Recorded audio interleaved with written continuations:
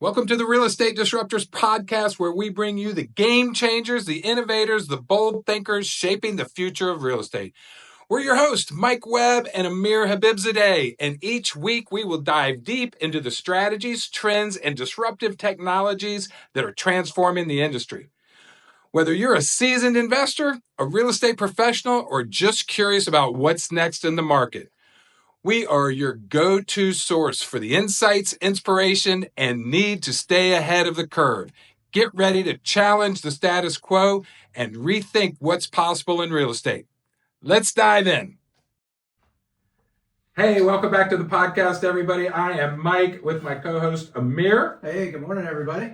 It is the Real Estate Disruptors podcast. We're kicking off in 2025. We had the Honorable Mike Twitty on with us on the last show. There's so much information. Mike agreed to come back. That's awesome. He's a great guy. And help us out. So we kind of left it on a cliff. Mike, how you doing, man? Good to have you back. Great. Good to be here again. Forgot our VIP is here. Mike's our frequent flyer too. I think this makes number 4 that he's come and shared and done the, reaching out to the public. And like you said, getting the right information out there. We really appreciate that. We've been in trying times, and I'm sure you guys are a little busy over there in your office. Oh yeah.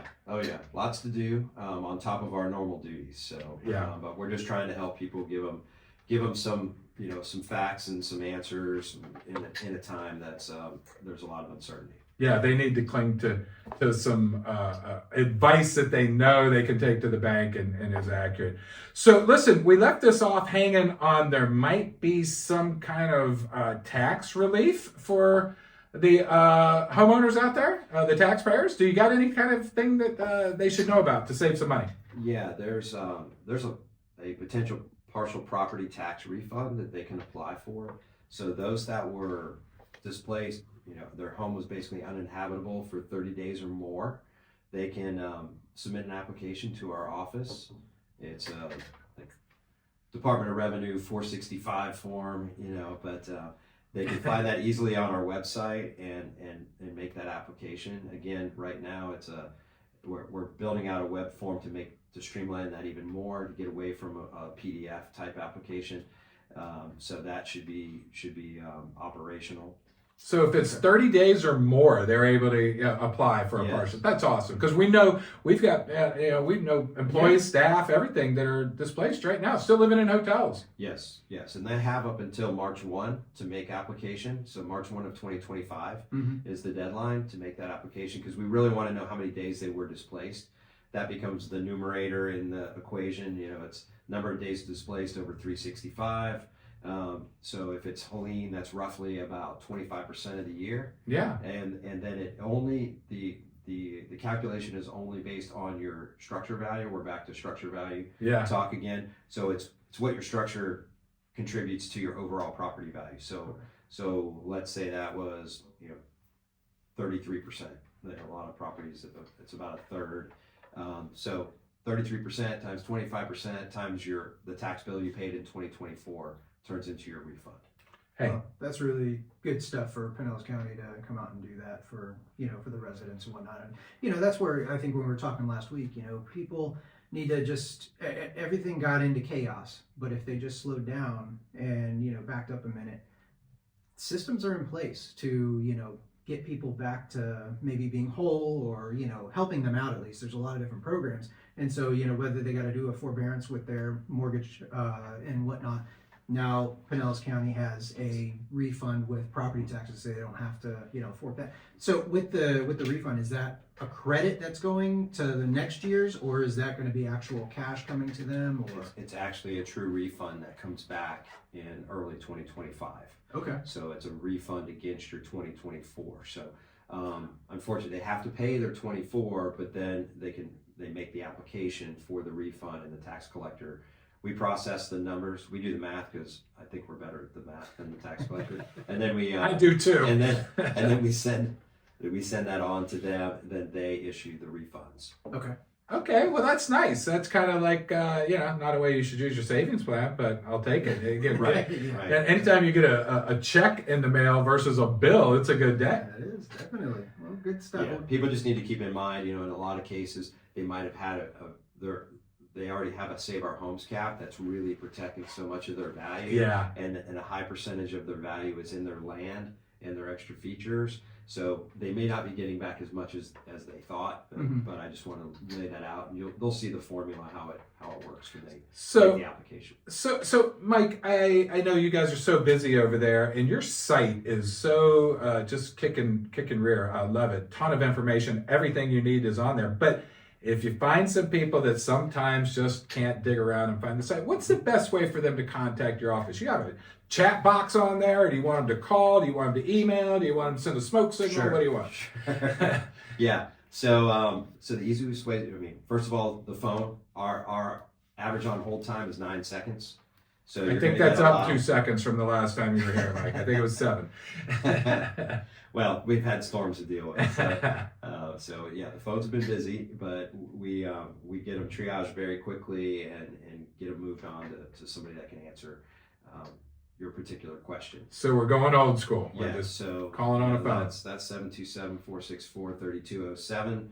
And then, of course, the website has a ton of information at pcpao.gov. And then if you want to shoot an email in, our general email box is simply mike@pcpao.gov. So we call that's our Mike mail. And you guys respond to that quickly. I know, because I've used it, and we really appreciate that about you. You got some good people working for you over there. By the very way. fortunate. Yeah, the property appraiser is a wonderful site, and like we talked last time. I mean, when you built the new one, I mean, on steroids, it's really a value add. I know you just touched on the Save Our Homes cap. When it comes to a homeowner who's going to have to either raise their property, or they're going to have to demolish it and then rebuild, how does that affect their Save Our Homes cap? And is it going to make their property not value, but their assessed value increase, which is ultimately going to increase their property taxes? Right, that's a great question. We're getting hit a lot on social media about, well, I can't rebuild because I'm going to get treated as new construction, and that's going to be a deal killer for me. Right. Well, what many aren't aware of is there is a provision in Florida statutes called the calamity provision, and it protects your assessed value from moving up to 110% of your original square footage. Okay. So if you were building at grade, it would be no issue. The issue is most people have to elevate, in these situations. So when you elevate, if you enclose the lower portion, that is additional square footage. It's going to bring you over the 110 if you put the same living in the air and then did a full enclosure below. So you would get taxed for the excess. However, we bring that on the roll at a much lower rate than living space. So, generally, just using simple numbers, if base costs were $100 a square foot for living, a garage would be 35% of that, so $35. So you just treat it straight up as garage space. Right. Okay.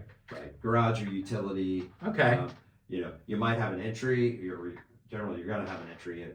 So you might have a small area base at that lower level as you enter the property. Yeah. And usually that's under a couple hundred square feet, and then the rest would be garage. So it's an improvement you definitely want to get a hold of, because it increases the whole value of the property. And you can leave it open too. So if you leave it open, then it goes down even further, because now it's basically a carport. Yeah.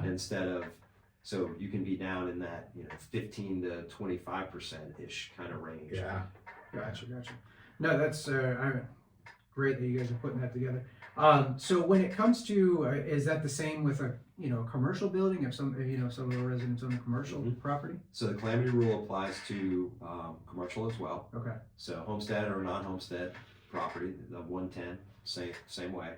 Now, one thing that we do to get to that number, and we have some information on our site that goes into how we calculate that, but we use a thing called effective area.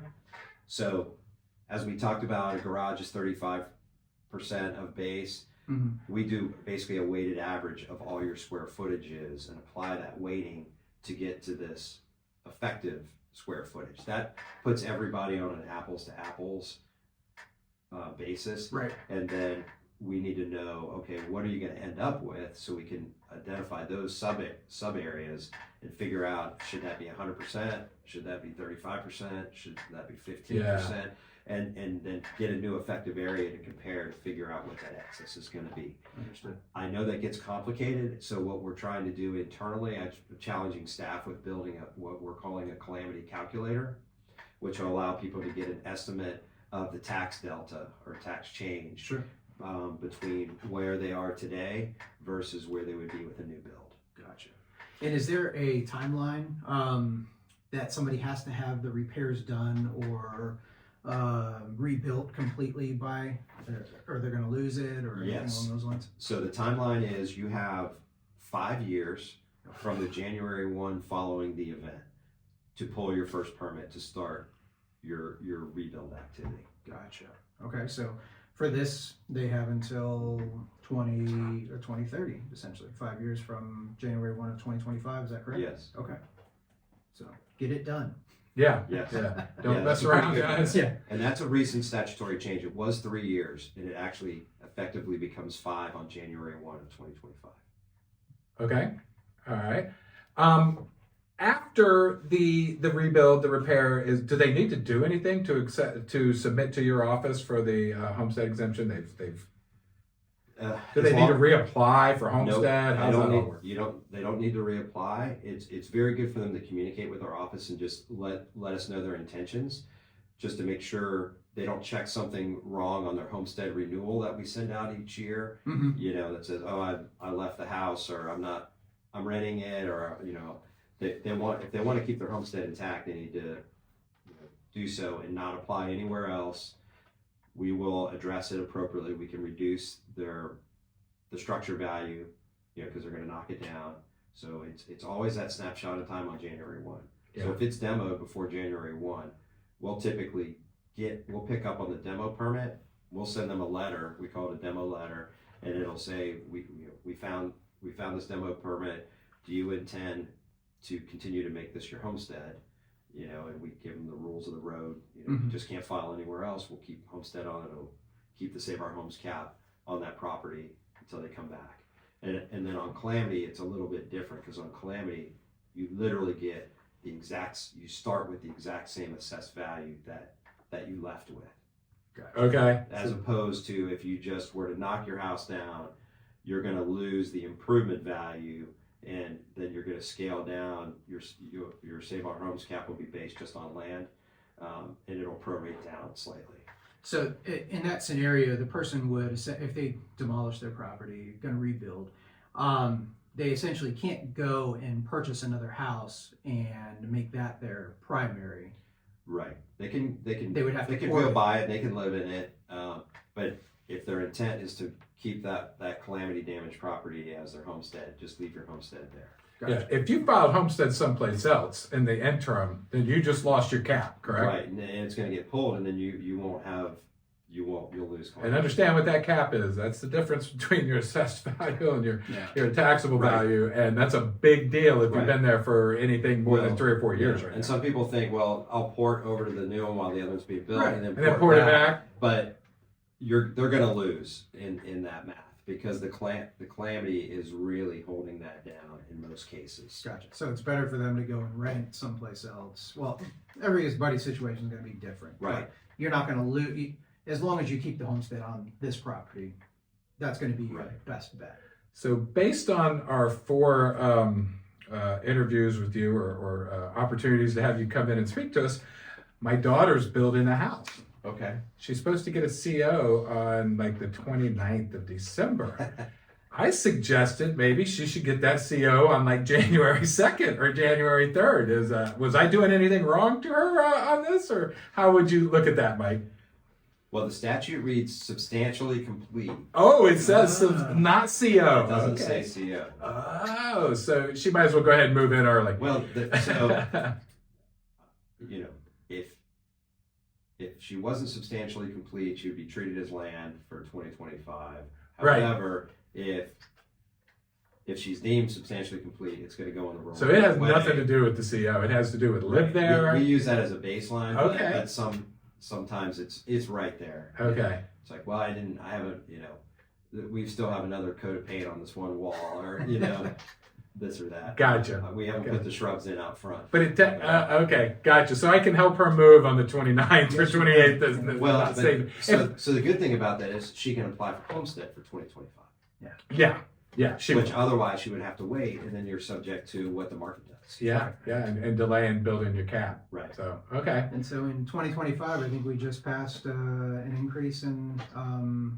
Well, what is that? The adjustment in. Yeah, talk about that. That's a good window. Yeah, so I believe that was Amendment 5. Yeah, I think. Amendment 5. And annual inflation adjustment. Right. So a lot of people don't realize that $50,000 homestead exemption that we have on our properties is broken into two $25,000 bands. The first one applies 0 to 25 against all millages of your assessed value.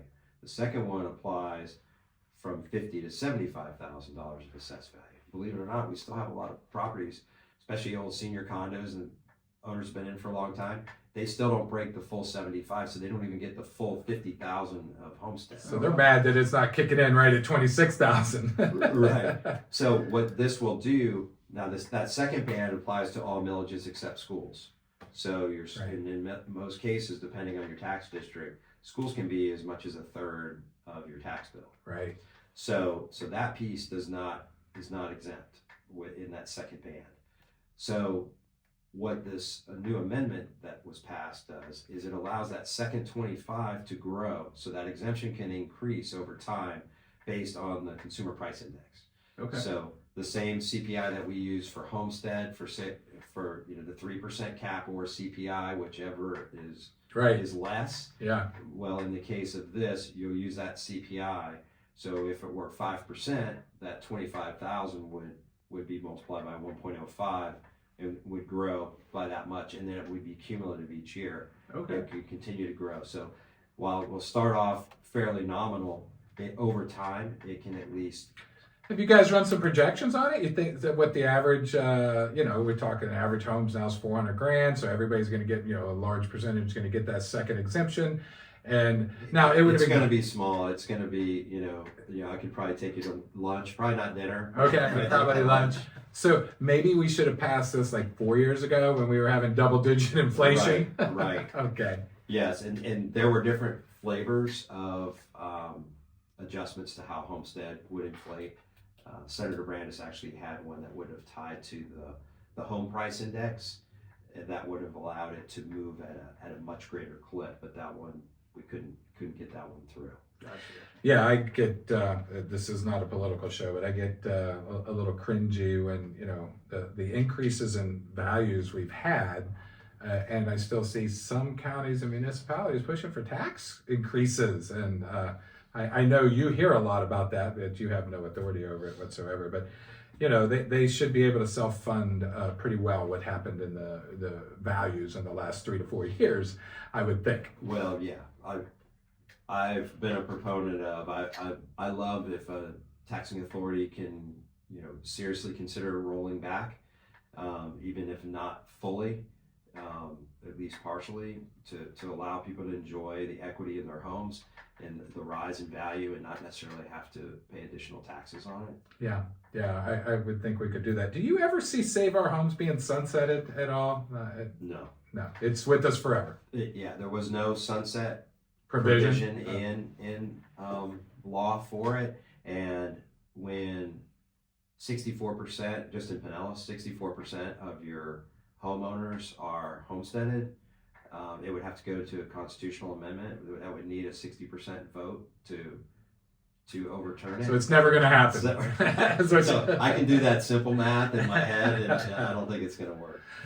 All right, let's crack back on what about you seeing in the condominiums? I live in this condo unit that's been damaged. How's the 50% rule being applied there? Yeah, so that's a little tricky. It's not by the unit, and if you go on our FEMA letter and look at it, we quickly state that you can't really use it for this because we're valuing a unit and we don't do a cost approach. We don't break out a separate land area. So we're not getting down to a structure value. Plus FEMA requires that 50% to be of the entire building, not just your respective unit. Okay. Because obviously if there's damage, it's really about that building and that structure and whether it's safe. Mm-hmm.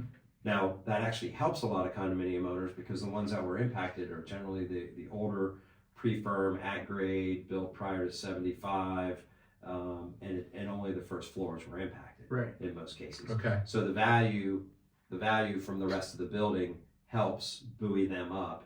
Even if they were almost a complete loss, they still may be able to repair those and come back. So, so one thing we're doing there is we are trying to incorporate that building valuation into our FEMA letter as well. So that is something we're working on at present and hope to be able to put out there pretty soon. These are, I think a lot of times people think, oh, Mike Twitty, my property appraiser, you guys do mass appraisals and you work on mass numbers. So when there's a homeowner out there that thinks, well, he doesn't know I have granite countertops and that I just redid my bathroom. So That's right. That's where we have to keep in mind of what's going on here. And a lot of people, they get fearful, even with our building value reconsideration process, or they get an outside appraisal, they're worried that their taxes are going to go up if we see those things. Yeah. And that's not the case. If they have a homestead exemption in place and if everything was done within those four walls, as long as they didn't change a sub area, like turn a garage into a living space, then there's really not going to be any change. It'll change their just value, but not their assessed value. Their assessed value is still their cap. So it protects that, and it actually helps them in the long haul because it increases their portability. Makes sense. Yeah, absolutely. So is there any other things we need to know about exemptions while we talked quickly about exemptions? What would be your quick handy word about letting the people out there know what I know that they need to be own and occupy on January 1st. Yes. Okay. Yeah. And they have until March to file, and technically even a little longer, correct? Yeah, so for homestead, March 1 is the deadline, but we typically will grant late files as well up until mid-September. Oh wow. And then we have to draw that line in the sand. Gotcha. But You don't like to tell everybody that, do yeah. you? Well, we really like them to be in earlier because that way the taxing authorities know what they're dealing with when they're setting their millage rates and things like that. So it's very helpful to have that done. If everybody did it at the end, it'd be a nightmare. Oh, I'm sure. Yeah. Yeah. So we really need to get them to get those in there early. So when we were talking about the appraisals of a safe neighborhood and stuff, you guys take if I'm reading this right here, you take the complete data of like a neighborhood. So you're not looking at individual homes when you take an area and that say, okay, we saw a 2% or 3% or 5%, whatever it was, increase, and that's how you factor it into the mass appraisal? Yeah, well, we're looking at hundreds of sales that might affect one particular model that's modeling, a series of neighborhoods. And that is running through our cost system and our sales comparison approach modeling system. So they kind of work together. But yeah, it truly is mass. So yeah. It's using statistical analysis with that, with regression and determining what the best fit is, what the appropriate adjustments are for size, for for land area, for quality, condition, all those types of things. All the unique data points that come with that property. Yeah. All that's factored in. Do you have, and I know that you speak to a lot of realtor groups and different associations around the county all the time. Do you have any projections of what you think home values may do, or am I getting you out of your lane here a little bit? Yeah, that's some thin ice to tread on right now. And to be honest, I haven't even really been tracking the sales the same way I normally do, just because of all the hurricane response and all the new processes and everything that we've been in the weeds on. So I've been kind of wanting to let all the dust settle, let all the sales get in through the end of the fourth quarter, be able to analyze all that data, and then as we move into the first quarter, we'll be looking at that to see, because we gotta arrive at that January 1 snapshot time of value. Yeah. But we know there's going to be some distress sales in the marketplace. We know activity and transaction count has gone way down from where it was. there's now there's talk about some interest rate changes. So there's all these factors going on. So we have to kind of wait and see and let all that data come in. So I'm not trying to put the cart before the horse. Yeah. And I'm analyze. I need to. I'll really be analyzing potential impacts in our certain taxing jurisdictions. The beach towns. Obviously, And those what zip codes, what their potential impacts may be, because they may have some downward taxable value for 2025 as they move through the recovery, but they still had a lot of homeowners that had assessed values with caps in place that were actually below land value. So depending on what happens with sales, if some people move on, those could reset. That could help buoy up the jurisdiction some. So I know your head's been buried in this calamity that you got dumped in your lap, and like you said, since you've been in office, every year you've been dealing with something, and your predecessor did I'm not. wondering if I'm bad luck or something. Do you have a rough number on the transactions thing, the downward number of transactions that turn hands? I know that's something more that we look at from the real estate business. Do you guys at the county level have a rough idea of the lower number of transactions this year? Yeah, I think it's. I'm trying to remember. I'm kind of shooting. I'll help you out while you're thinking here. Yeah. The national picture, and I would imagine that you probably may mirror them. The national picture, I think, has it off about 20 to 25%, isn't it, Amir? Yep. So what happened was we had this big spike in transactions, especially here in Florida during COVID. Our numbers, our volume, transaction volume was way up. And then, in third, fourth quarter of 22, it's been steadily going down. So I can tell you internally over the 24, 30 month period, we're off about 50% in number of transactions. So logic tells me that that's just pent up. It's going to get back in the middle somewhere. It's going to come back. I mean, you talk about nationally, it's, on average 4 million sales, happen per year. And I think we're sitting just over 3 at the moment. Yeah. And so, you 0.25%, or 30% down, quarter percent down. It's a lot of homes. Yeah. So there's going to be some pent up demand in the years coming. Yeah, I can throw out a couple numbers here. So this is single family transactions only. We peaked in 2021 with almost 17,000 single family homes sold. In 22, we dropped to 12.5. Mm-hmm. And then in 23, we dropped to about 11,000. And through third quarter of this year, we were at 5,500. Ouch, that just puts it right in perspective. So I like to tell all the realtors listening, congratulations, you're a survivor. Mm-hmm. You still made it, you're still in the business. But median sale price is up. That's the good news. Man, I remember in 2008, the market was so bad. And we thought, well, it can't get any worse. And then 2009 came. Yeah. And, we'll figure out something here. We'll do some short sales or something, and we'll make it through to 2010. Then 2010 came. And at one point in time, we didn't think another piece of real estate was going to sell. That's it. It's locked up. Nobody's buying.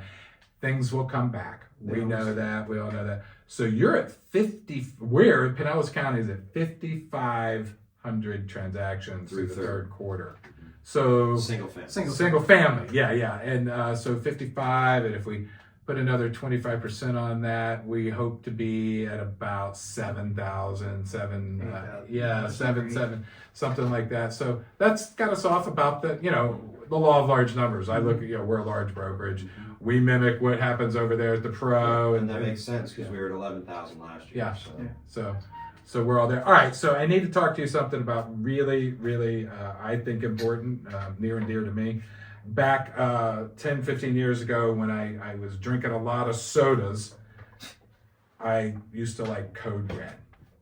So I'm looking to see if I can find me any Code Red. For those of you guys listening, that's Mike's band. I think it's still your band. You guys still together with the Code Red band?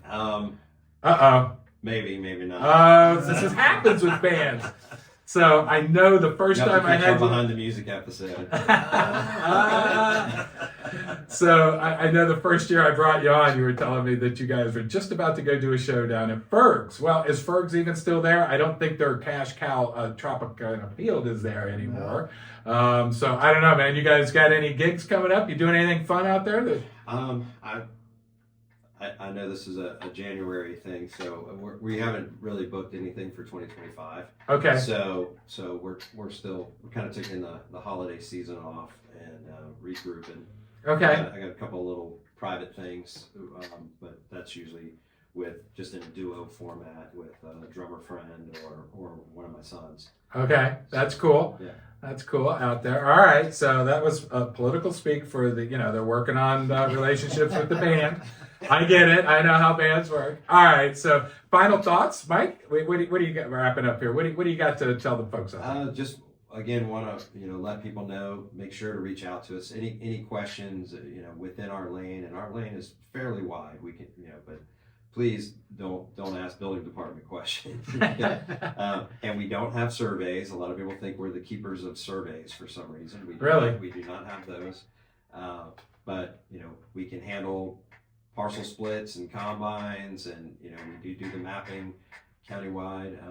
But when we do splits and combines, it still needs to pass legal muster with the jurisdiction. So we don't want to be creating non-conforming lots. Say it was a split, and now your lots don't meet minimum lot size. Yeah, I mean, so, there was deed restrictions in there or something that said it had to Right. be 60 foot of width. Right. Or So something. we don't.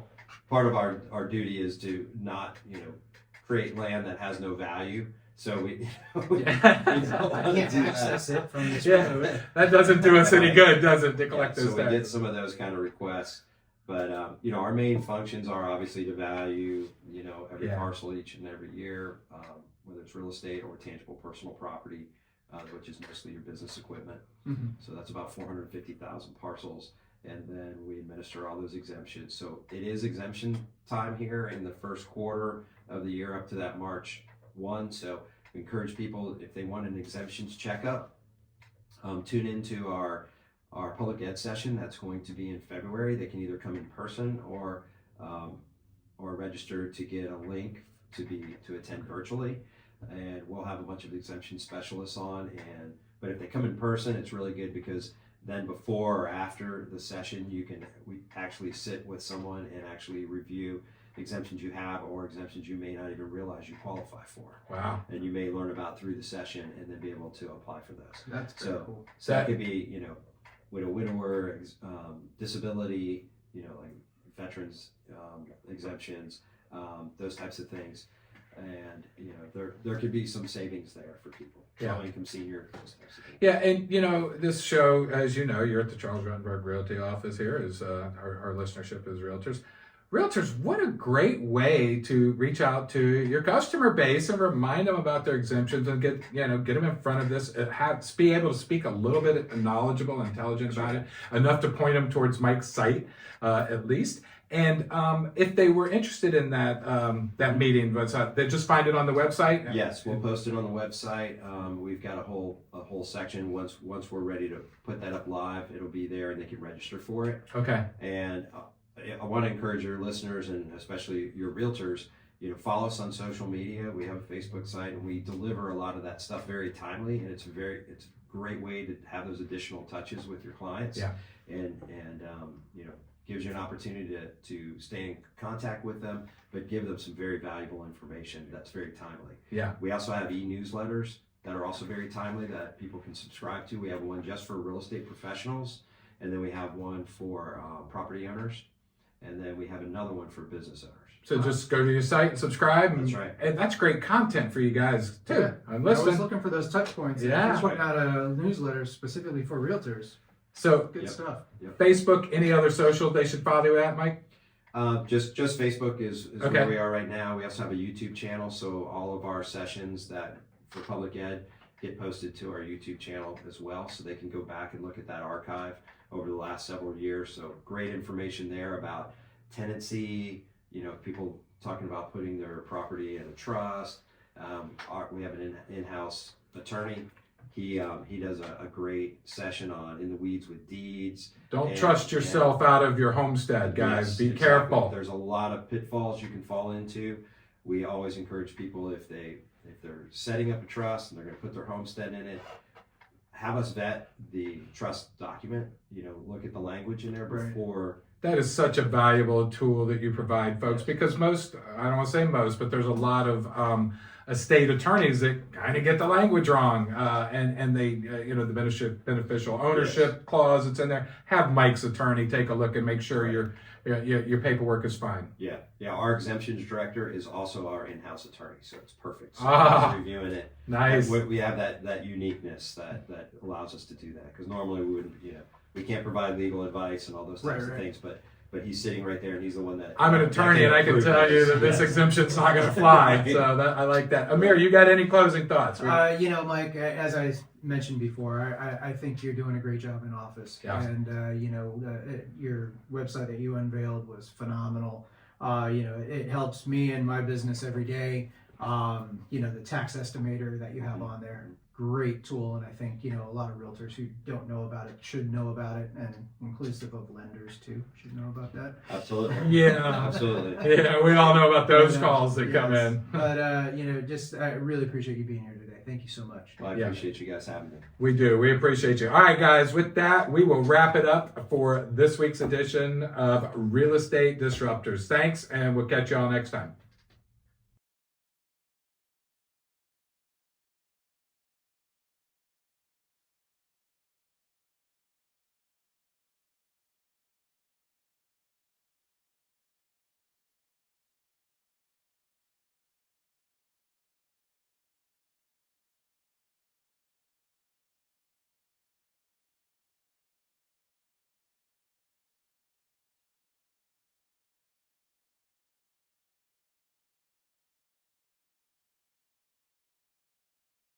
Thanks for tuning in to another episode of the Real Estate Disruptors podcast. If you found value in today's conversation, be sure to subscribe and share with others who are looking to stay ahead of the curve. Remember, disruption is the key to growth, and we are here to help you lead the way. Catch you next time.